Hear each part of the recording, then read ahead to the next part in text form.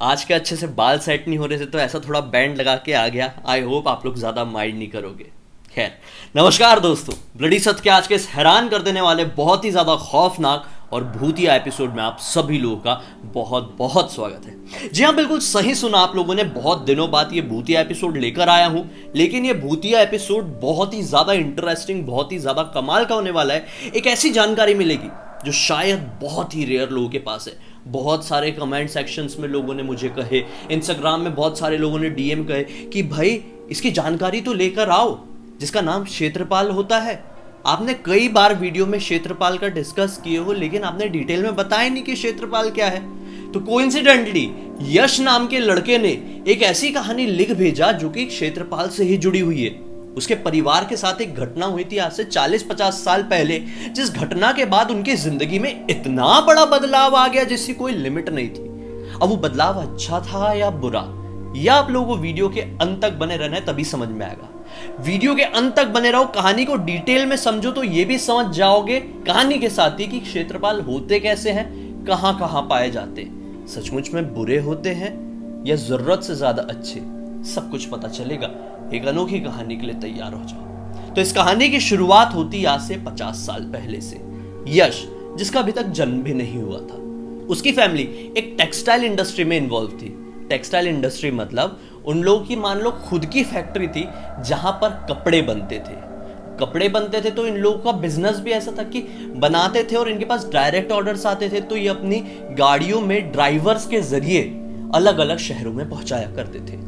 अभी तक तो इनका जो धंधा था वो नॉर्मल चल रहा था। गुजराती फैमिली थी और मुंबई में काफी सालों से रह रही थी। जी हाँ, मुंबई के रहने वाले लोग थे।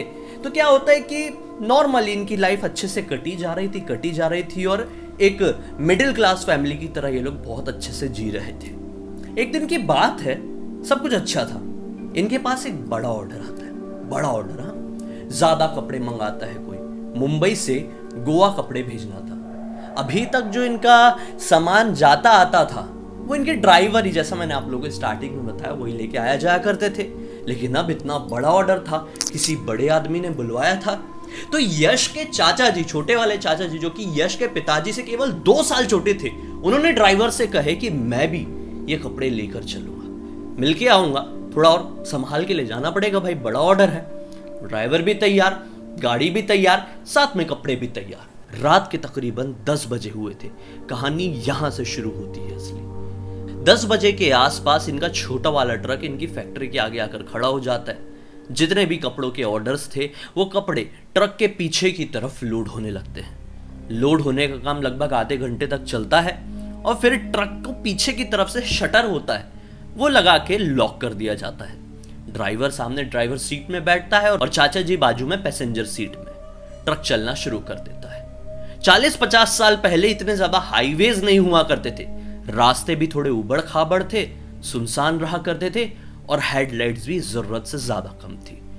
ये लोग अपना ट्रक बढ़ा देते हैं। लगभग 1.5 से 2 घंटे के बाद ये लोग मुंबई सिटी से बाहर निकल जाते हैं। अब आ चुका था वो रास्ता जो कि मुंबई और गोवा के बीच वाला जंगली एरिया का रास्ता था।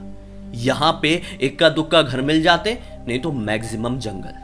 रोड भी कभी उबड़ खाबड़ पड़ जाती तो कभी नॉर्मल सी, कभी नैरो रोड, कभी तो चौड़ी रोड।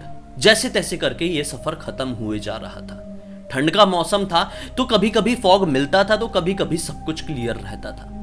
अब एक टाइम ऐसा आता है कि ये लोग एक ऐसे एरिया में एंटर करते, रात के 2 से 2:30 बजे के आसपास एक ऐसे एरिया में एंटर करते हैं जो एरिया खेतों से लगा हुआ था। रोड पक्की वाली इस इलाके में नहीं बनी हुई थी। शायद ड्राइवर कोई शॉर्टकट से लेकर जा रहा था। ड्राइवर के लिए रास्ता नॉर्मल था। ड्राइवर इस रास्ते को बहुत अच्छे से जानता था क्योंकि ये यहाँ पे बहुत ज्यादा आया जाया करता था। चाचा जी शायद इतनी रात गए इस शॉर्टकट से पहली बार गोवा के रास्ते जा रहे थे। सड़क जो थी काफी ज्यादा नैरो, यानी कि सकरी सड़क जो बोलते हैं ना, काफी कम, जो एरिया होता है काफी कम चौड़ी थी। ऐसा लग रहा था कि सामने से अगर बाजू से कोई भी ट्रक क्रॉस हो रहा हो तो एक ट्रक को आगे पीछे करना पड़ जाएगा। और सड़क काफी ज्यादा लंबी थी। चाचा जी को टेंशन लगा हुआ था कि ये जल्दी से खत्म हो जाए, क्योंकि यहां पर ठीक से स्ट्रीट लाइट्स भी नहीं लगी हुई थी। फॉग भी छाया हुआ था, घनी ठंडी थी, नवंबर दिसंबर का टाइम था।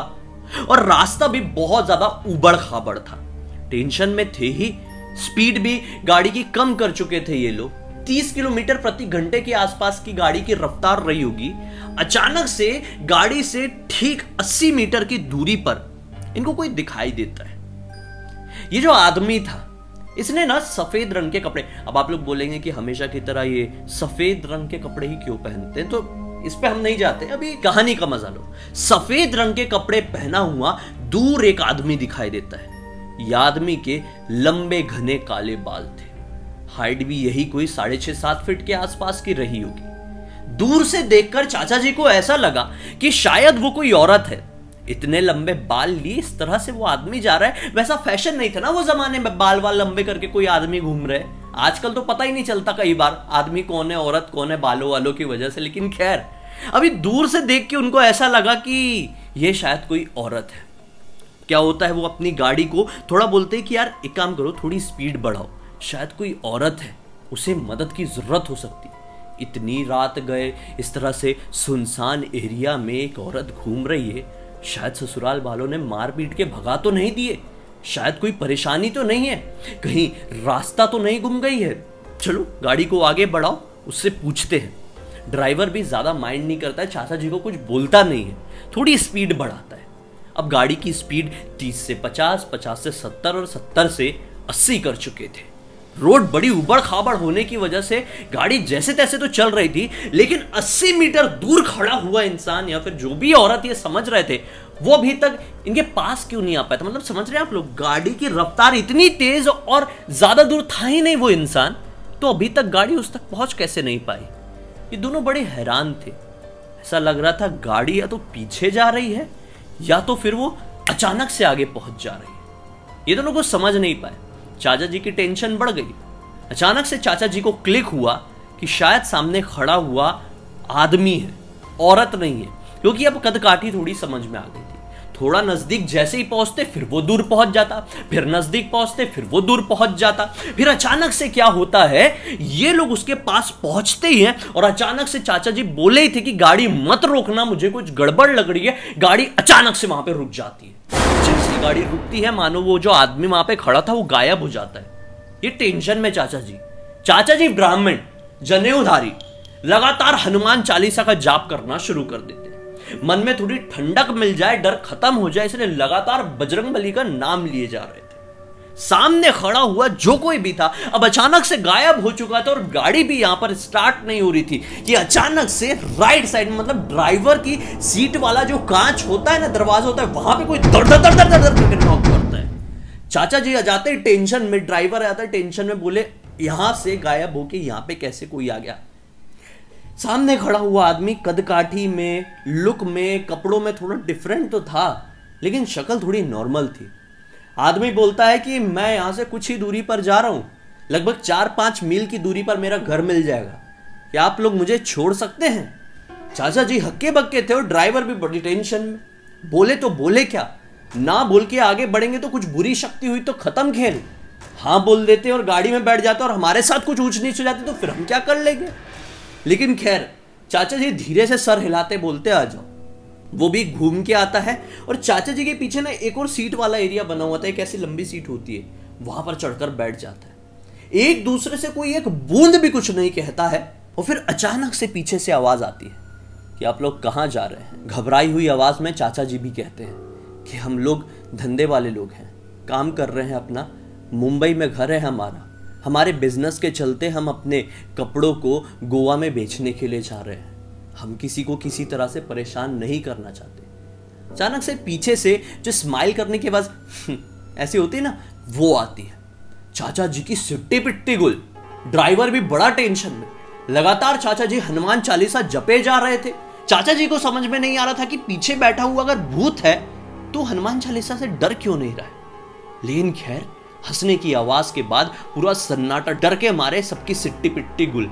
गाड़ी आगे बढ़ी जा रही है और अचानक से चाचा जी के और ड्राइवर के कंधे में एक साथ टैप होता है। लगभग 4 से 5 मील की दूरी पर ये लोग आ चुके थे। इन्हें ऐसा लगा कि शायद चलो पीछे बैठा हुआ कोई इंसान ही था जिसका घर अब आ चुका होगा, तो वो टैप करके हमको रोकने के लिए बोल रहा है। ड्राइवर अचानक से ब्रेक मार देता है और गाड़ी झटके में रुक जाती है। जैसे ही ना पीछे पलट के देखते हैं तो क्या पाते हैं पता है?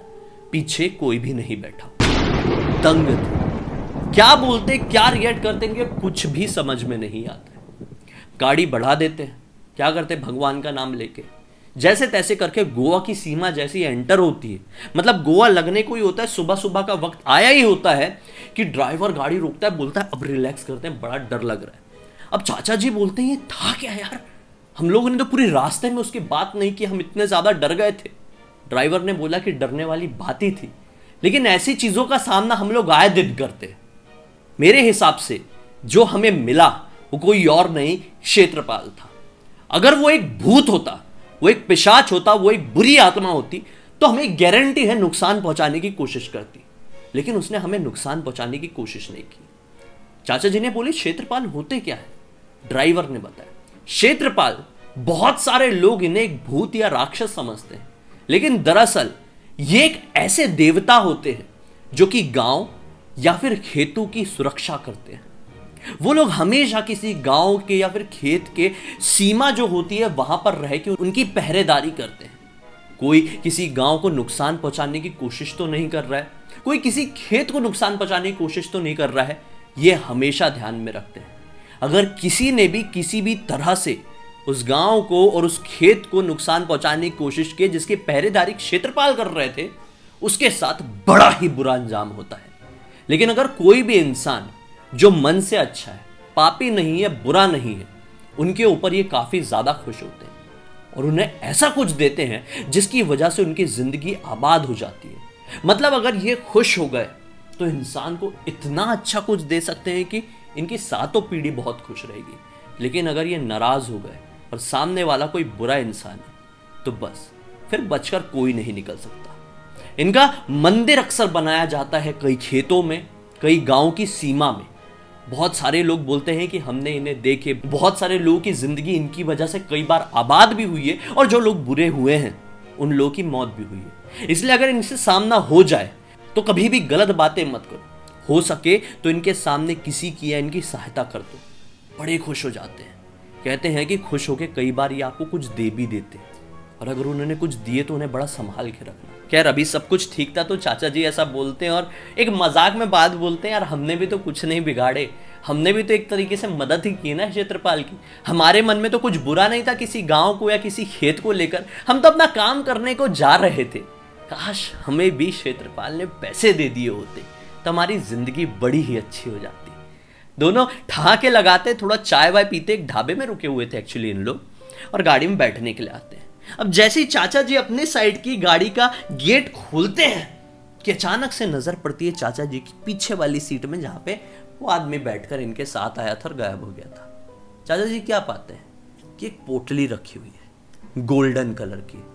डर जाते हैं, बोले देखूं कि नहीं देखूं। ड्राइवर आता है, बोलता है देखिए डरने वाली बात नहीं है, कोई बुरी आत्मा तो थी नहीं, अगर था तो कोई इंसान ही जो हमारी आंखों के सामने से ऐसा ओझल हो गया, हमारे डर के मारे हम लोग उसे नोटिस नहीं कर पाए, या तो थे वो क्षेत्रपाल, कोई बुरा तो नहीं था, आप खोल के देख लो कुछ नहीं होगा। चाचा जी बड़ी हिम्मत करके बजरंगबली का नाम लेते हुए कांपते हाथों के साथ उस पोटली को खोलते तो क्या पाते कि उसके अंदर रखा हुआ था 10 पैसे का सिक्का। चाचा जी को बचपन में सुनी हुई वही बात याद आती है कि अगर कोई भूत या आत्मा पैसे दे दे तो उसे संभाल कर रखना, जिंदगी में जरूरत से ज्यादा तरक्की होती है। चाचा जी उस 10 पैसे के सिक्के को अपने जेब में रख लेते हैं। बस तब का दिन था और आज का दिन है। इनके परिवार ने, इनके बिजनेस ने दिन दुगनी रात चौगनी तरक्की किया। कैसी लगी आज की ये कहानी? उम्मीद है आज की कहानी के जरिए आप लोगों को क्षेत्रपाल की जानकारी जरूर मिल गई होगी। अगर माइंड में कुछ भी निगेटिव था क्षेत्रपाल को लेके तो निकाल फेंकिए, क्योंकि ये बहुत ही अच्छे होते हैं और बहुत सारी जगहों पर इनको देवताओं का दर्जा दिया गया है। कभी इनसे सामना हो जाए तो डरिए मत, इन्हें पहचानिए और आशीर्वाद लेने की कोशिश कीजिए, जिंदगी आबाद हो जाएगी, मेरा नाम लोगे।